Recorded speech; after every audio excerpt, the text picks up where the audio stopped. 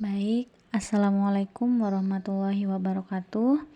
Saya Dewi Maitun Hafisyah dengan NIM 2421010 480. Di sini saya akan menjelaskan tentang bahan ajar yang kelompok kami buat yang berjudul Cerita tentang Indonesia Kita, mata pelajaran Ilmu Pengetahuan Sosial kelas 6 fase C. Nah, di slide selanjutnya itu ada kata pengantar di mana kami dari kelompok 9 mengucapkan terima kasih atas dukungan kepada teman-teman dan Bapak dosen. Dan di sana kami mengucapkan mohon maaf sebesar-besarnya jika ada kekurangan dalam penulisan. Di slide selanjutnya itu ada daftar isi di mana di situ ada halaman dari materi-materi yang kami akan jelaskan. Selanjutnya itu ada capaian pembelajaran. Capaian pembelajaran pada bahan ajar yang kami buat yaitu peserta didik mampu memahami dan menganalisis sejarah perjuangan bangsa Indonesia mulai dari tokoh, periodisasi, hingga proses kemerdekaan serta mengaitkannya dengan kehidupan masa kini, serta peserta didik juga mampu meneladani nilai-nilai perjuangan para pahlawan dan mengimplementasikannya dalam sikap serta tindakan nyata dalam kehidupan sehari-hari. Nah, di situ juga ada tujuan pembelajaran. Yang pertama, mengenal sejarah baik tokoh maupun periodisasinya di Indonesia, itu C1. Yang kedua, peserta didik dapat menjelaskan peran tokoh-tokoh dalam mencapai kemerdekaan, itu C2. Yang ketiga, peserta didik dapat menerapkan dan meneladani sikap pahlawan, itu C3. Yang keempat, peserta didik dapat menganalisis strategi perjuangan bangsa Indonesia dalam melawan penjajah, itu C4. Yang kelima, peserta didik dapat memberikan pendapat tentang pentingnya semangat nasionalisme dalam kehidupan modern, itu C5. Yang terakhir C6 yaitu peserta didik dapat membuat poster para pahlawan. Nah, di slide halaman nomor 2 itu ada peta konsep ya.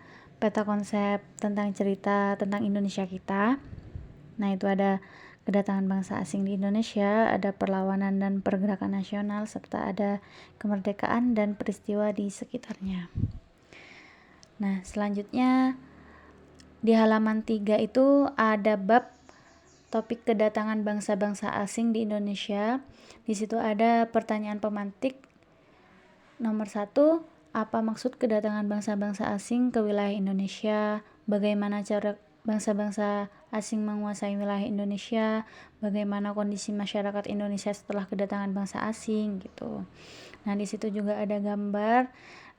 Di situ kayak membahas atau lagi membicarakan bagaimana bangsa kita dulu ketika dijajah begitu. Nah, selanjutnya di halaman 4 itu mengamati peta penjajahan bangsa asing ke Nusantara. Nah, di situ ada peta ya. Itu ada kedatangan bangsa Portugis. Nah, di situ ada gambarnya. Berdasarkan cerita sejarah Indonesia, terdapat beberapa bangsa dari benua Eropa yang melakukan petualangan atau pelayaran dan penjajahan samudera. Nah, pelayaran pertama itu dilakukan oleh Portugis yang berhasil menemukan Kepulauan Nusantara sebagai daerah penghasil rempah-rempah.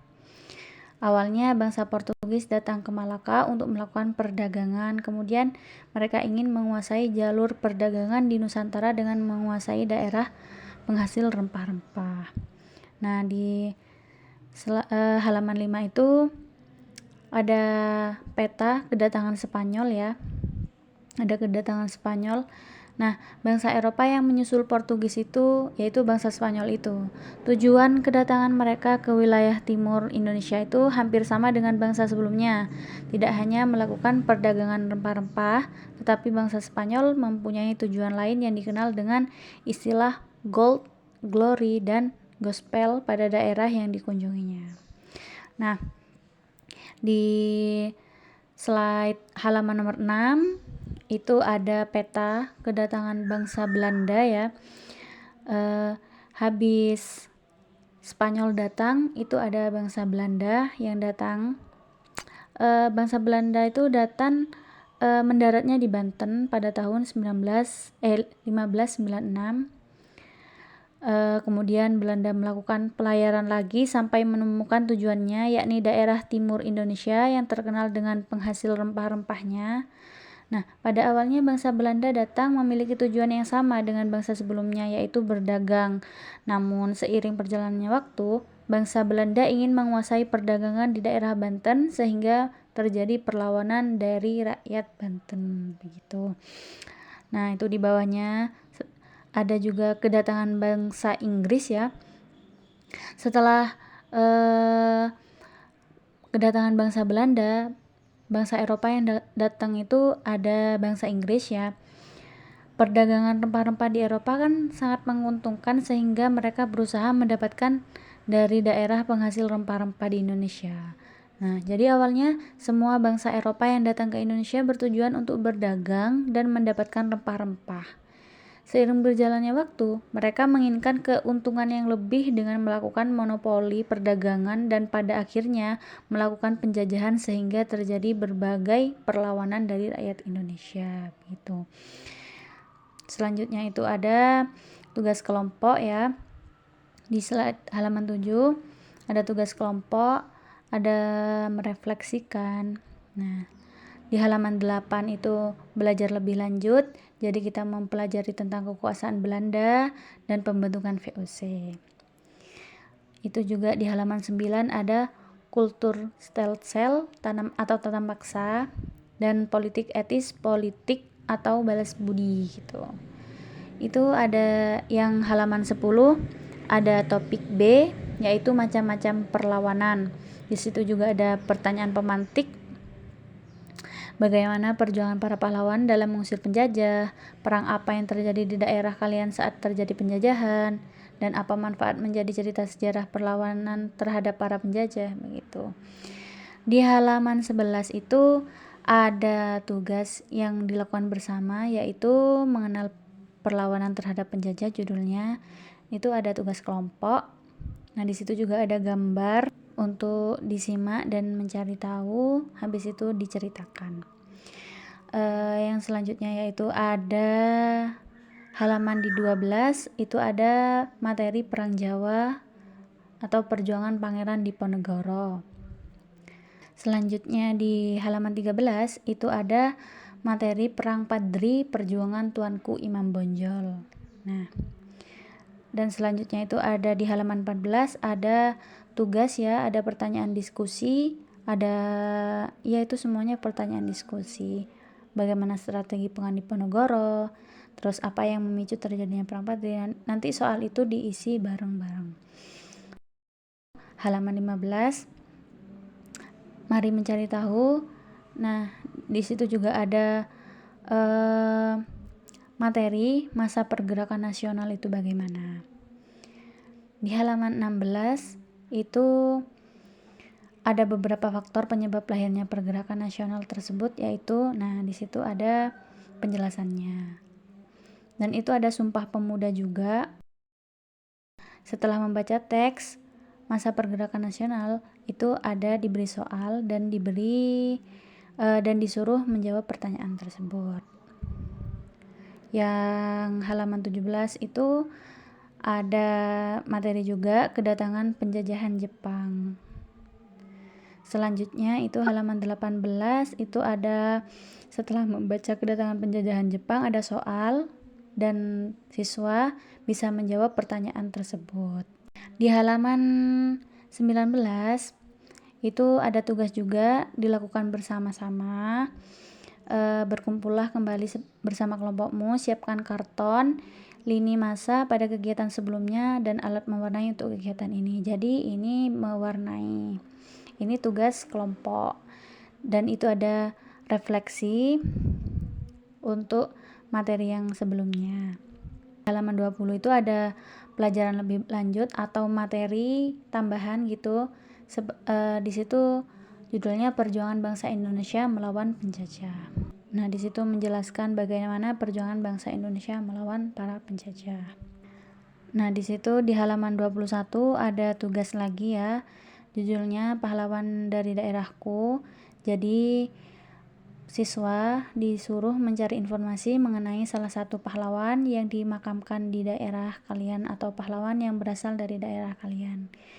Kalian bisa mencari melalui buku, internet, atau wawancara, dan lalu tulis apa yang kalian dapat di buku tugas. Jika sudah, berbagilah informasi yang didapatkan kepada teman-teman dan guru kalian di sekolah.